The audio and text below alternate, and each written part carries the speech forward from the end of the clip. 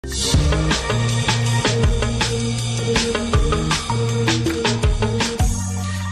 paami to dawlaji tentude Amerique cumungu ina jokki ha joni e nder Los Angeles ko ɓuri yimɓe nogas mayi e maggu ha joni andaka taw holko saabi ngu cumu hono o dow kono e dow mediaji renduɗi kumpite pene kewɗe ina pawa e dow o musiba ina waɗi wideoji lolluɗi no fewi e dow fi ɗi mediaji e bioji wonde ngu cumu ko lebte gueno saabu Amerique naɓe jaggani Israel e hoore Palestine wideoji goɗɗi ina kolla galle goto gonɗo e nder cumungu kono mo sumani sakkuɓe ɗin wideoji no wi wonde ko diinayankejo jeeyi on galle gollidiɓe men hertorɓe firtude kumpite pene koye o alhaali ɓe garti hande e ndeɗo yontere aɗa Useni Ba caggal nde calminmami holno nde fenade hollira e ɗi mediaji rendo. Kabaru finande gadiɗo o ko natal e nder maggal ina yiye galle goto mo bildi mboɗeri kala ko takki e ko taari o galle foof koko sumi kono galle o kañum sumani hunde hawnide e dow natal ngal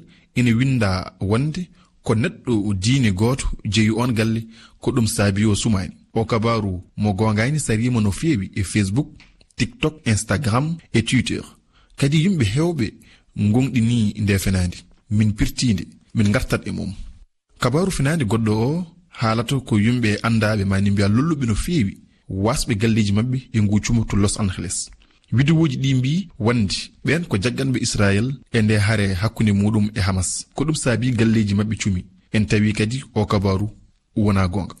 Aɗa Useni Ba ko holɓen caktiɗi kabaruji kadi holko woni fandare mabɓe. Puɗɗoroɗen yimɓe andaɓe no feewi mani mbiya lolluɓe ɓe gandanɗa hoorema galleji mumen cumi koɓe sappo ɓe inɗe mumen nanate e wideoji ɗi kono ko nayo e ɓen tan gandini e mediaji ɗi wonde ɓe mbasi galleji mabɓe e ngu cumu ko Paris Hilton, Anthony Hopkins, Mel Gibson e Laetitia Hallyday kamɓe fof ɓe koɗi ko California e nder saare Los Angeles kadi ina woodi kamɓe fof ɓe mbasi galleji mabɓe kono ko wiccoji men kolliri hay goto e mabɓe meeɗa suude konguɗi ina holla wonde ina yaadi e janguji ɗi Israel waɗata e dow Gaza. Mel Gibson ko laatino filmuji o waɗi filmu goto e dow Annabi Isa kono Israel naaɓe jaadani e lowdi on filmu ɗum ina holla wonde hakkunde makko Israel nanodiral ala ɗon. Anthony Hopkins ko Angleterre najo gontuɗo Amérique najo o gorko meeɗa jabde haaldi kala ko faati e alhaali politique haala ko noon kam ko faati e haare hakkunde Israel e Palestine ko noonne kadi Paris Hilton ko jimowo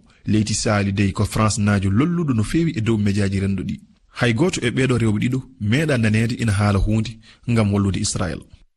Holko holli wonde ɗi kabaruji wona gongaji? Wittoji men kolli wonde o galle wona e nder Los Angeles woni natal ngal ƴetta ko gile hitande ujunnaje ɗiɗi e nogas tati e nder saare Lahayna wonde e suuriri Maui to Hawaii funnaange worgo dawlaɗi dentude Amérique ko e saha cum wonnongo e on nokku e lewru jeeto ɓuru hitande ujunnaje ɗiɗi e nogas tati galleji ɗi fof cumi ha heddi on galle goto e on saha mediaje kewɗe caktino on kabaru kono jooma galle o ono Trip Milinkin e debbo makko Dora Milinkin gandini wonde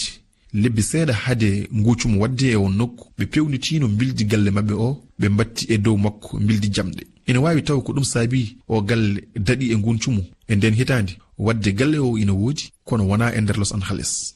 Holko woni alhaali o galle kawniɗo kadi toon to Los Angeles? Yimɓe hewɓe cariye dow Facebook, Instagram, TikTok e Twitter natal o galle mo sumani yaadude e kabaruji fenade ɓe gandini wonde ko diiniyanke hoɗi e nder o galle hewɓe mbaɗiri ɗum ko ngam hollude kayisaji gueno e hollude wonde eɓe gonɗini gueno beele eɓe gandi gongo walla ala jabade ngal namdal wona ko ɓeeɓi to banggue vidéo kalowo haala yimɓe ɓe galleji mumen cumi ɓe dande nanatene hende ko hakkille tafaɗo o laatinira hayso tawi en laaɓaka holko woni pandare ɓen saktuɓe o vidéo ɗum ina wawi addude gañgu hakkude yimɓe ɓe e ɓen tumaɓe wonde ina gondi e Israel hunde nde dalila mum heɓaka.